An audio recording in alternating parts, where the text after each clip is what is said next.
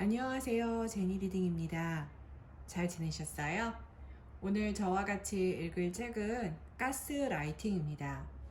요즘에 굉장히 많이 이슈가 되고 있는 단어 중에 하나인데요. 저도 궁금해서 한번 구매를 해봤어요. 같이 한번 읽어볼까요? 네, 당신을 심리적으로 지배하고 조종하는 사람에게서 벗어나는 방법. 약간 무시무시하죠? 스테파니 몰턴 사키스가 지었고요.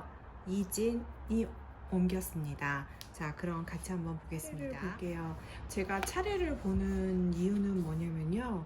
차례를 보면은 자세하게 내용을 읽지 않아도 이 안에 무슨 내용이 있는지를 알겠더라고요. 그래서 저는 꼭 차례를 읽습니다. 자, 차례를 보면 내가 이상한가? 아니면 그가 날 이상한 사람으로 만드는 것인가? 두 번째, 매혹적인 첫 만남에서부터 처절한 헤어짐까지. 세 번째, 기억하라. 그것은 사랑이 아니다. 네 번째, 방해하고 괴롭히고 실적을 가로채는 사람들. 다섯 번째, 학대적인 관계에서 벗어나라. 여섯 번째, 권력에 미치다. 일곱 번째, 커튼 뒤의 그림자. 여덟 번째, 당신의 신경을 박박 긁는 사람들. 아홉 번째, 적인가 친구인가. 열 번째, 나는 어떠한가. 11번째, 당신 스스로를 도와라. 자, 그럼 같이 한번 보겠습니다. 성격 장애를 지니고 있는 사람은 자아 동조적 성향도 보인다. 그들은 자신을 제외한 모든 사람들이 미쳤거나 문제가 있다고 믿는다. 가스라이터에게는 몇 가지 특징이 있다. 상대방과 직접적으로 얘기하는 대신 가스라이터는 친구, 동료, 형제, 부모 등을 통해 자신의 메시지를 전달한다. 직접 들은 얘기가 아니면 당신이 들은 얘기는 사실이 아니라고 가정하라. 억지스럽거나 가식적으로 느껴지는 친절은 경계하라. 웨이터를 함부로 대하는 것 역시 가스라이팅의 신호일 수 있다. 가스라이터는 자신에 관한 정보를 거의 주지 않는다. 당신이 그에게 털어놓은 정보는 말다툼할 때 당신을 공격하는 무기가 된다. 가스라이터는 오직 자신을 떠받드는 사람들하고만 어울린다. 성격 장애자들은 자아 동조적 성향을 보인다. 다시 말해서 성격 장애자들은 항상 자기는 정상이고 다른 사람들은 다 미쳤다고 생각한다는 뜻이다.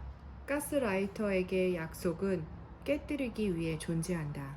가스라이터는 거짓말을 위한 거짓말을 한다.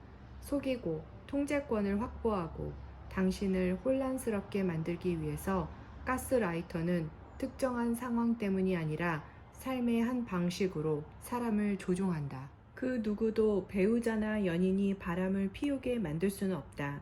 이 사실은 아무리 강조해도 지나치지 않다. 그가 바람을 피운 것은 당신 탓이 아니다. 본인의 자유의지로 바람을 피운 것이다. 그는 다른 선택을 할 수도 있었다. 우려되는 부분에 대해 이야기할 수도 있었고, 부부 상담을 받을 수도 있었고, 심지어 당신과의 관계를 정리할 수도 있었다. 바람을 피운 것은 오직 그 자신의 선택이었다. 가스라이터들은 바람을 피우는 것으로도 유명하다. 이전 관계에서 바람을 피운 사람은 그렇지 않은 사람보다 현재 관계에서 바람을 피울 확률이 3배 높다고 한다. 바람을 피우는 것은 하나의 행동 패턴이다. 당신이 그런 일을 당하게 되면 그 사건은 향후 당신이 새로운 사람을 만날 때마다 영향을 미칠 것이다. 다른 것은 제쳐두고라도 그 사건은 당신이 앞으로 만나게 될 사람에 대한 의심의 씨앗을 뿌린다. 노프의 조사에 따르면 이전 연인이 바람을 피운 경우 현재 연인을 의심할 확률이 4배로 높아진다. 무얼 하건 당신이 돈을 낸다. 그에게 돈을 내라고 하면 죄책감을 자극해서 당신이 돈을 내게 한다. 누군가를 사랑한다면 그와 함께 있을 때도 즐겁지만 당신이 좋아하는 일을 하거나 혼자 있는 시간도 즐겁다. 가스라이터는 애정 공세로 관계를 시작한다. 그들의 애정 공세는 너무도 강렬하다. 당신은 그에게 홀딱 반한다. 지금까지 한 번도 해본 적 없는 경험이다. 당신을 구름 위에 올려놓았던 가스라이터가 당신을 끌어내리면 당신이 무슨 짓을 해도 다시 그곳으로 돌아갈 수 없다. 이제 그의 눈에 당신은 뭐 하나 제대로 할 줄 아는 게 없는 사람이다. 당신 같은 사람을 애초에 왜 좋아했는지 모르겠단다. 어쩌면 당신은 연애 초기에 학대의 작은 징후들을 발견했을 수도 있다. 당신의 체중이나 외모에 관한 언급, 당신이 어수룩하다는, 심지어 멍청하다는 말, 당신이 나약하거나 자신 없는 모습을 보이면 가스라이터의 조종과 모욕은 더욱 강도가 높아진다. 가스라이터는 당신의 가족이 형편없고 쓸모없는 사람들이라고 말할 수도 있다. 혹시 바람 피우는 거 아니냐고 의심하면 당신 미친 거 아니냐고, 집착이 너무 심하다고 말할 것이다. 자꾸만 바람 피운다고 생사람을 잡으니 차라리 진짜 바람을 피워야겠다고 말한다. 그들에게 불륜의 증거를 들이밀어도 가스라이터들은 여전히 그런 짓을 한 적이 없다고 잡아떼고, 자기한테 계속 문자를 보내는 여자는 자기한테 집착하는 정신 나간 전 여자친구라고 말한다.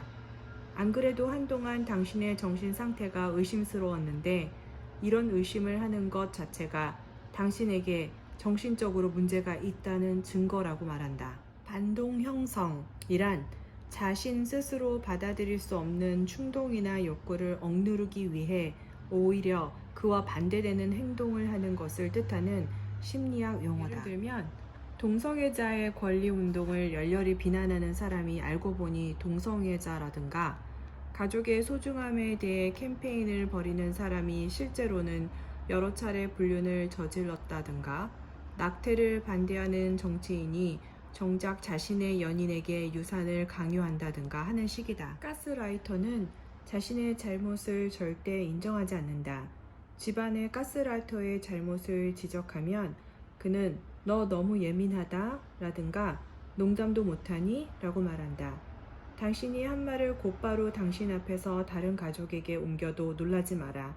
그는 당신에게 보복하기 위해 최대한 당신을 창피하게 만들 것이다.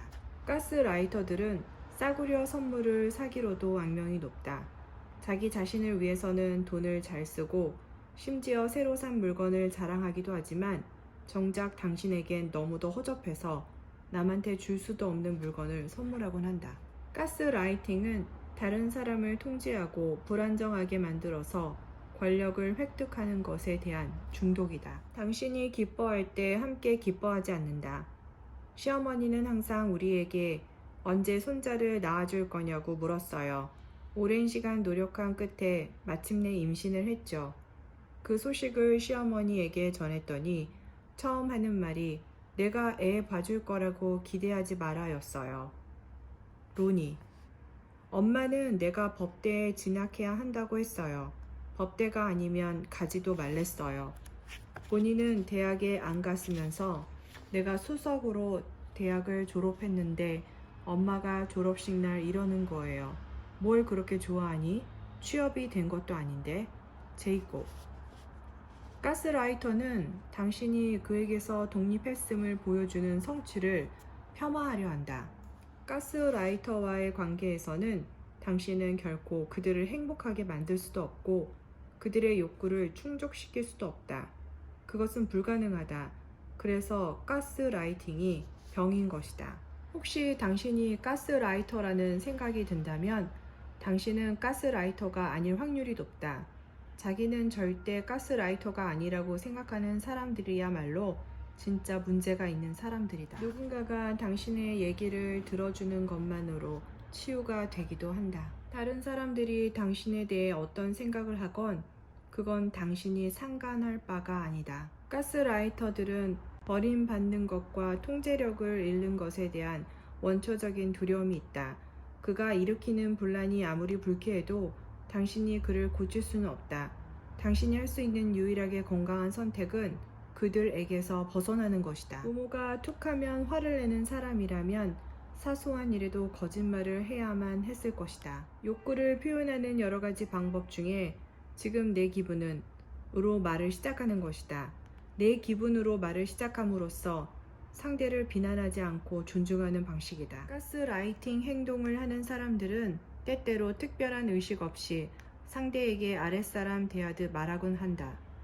우리는 대화할 때 부모자, 성인자, 아동자 중 한 가지의 역할을 맡는다. 부모자로 말하는 사람은 비언어적 공격성을 드러낸다. 손가락으로 가리키거나 주먹을 쥐거나 상대방에게 바짝 붙어 서 있는 식이다. 반면 아동자로 대화할 때는 말보다 감정을 이용한다.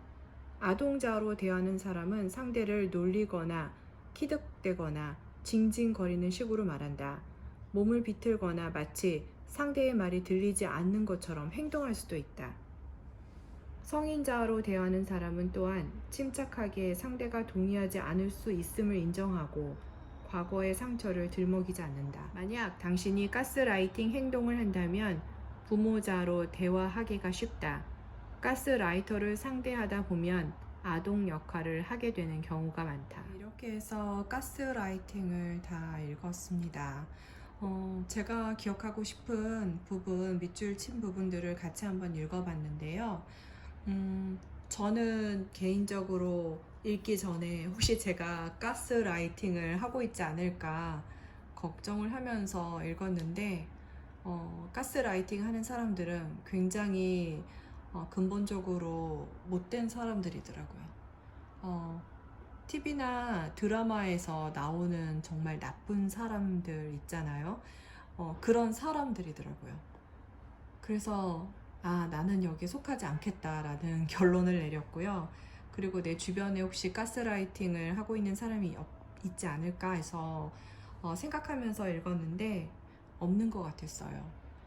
하지만 어렸을 때 학교 다녔을 때는 저와는 상관없이 많은 사람들을 만나게 되잖아요.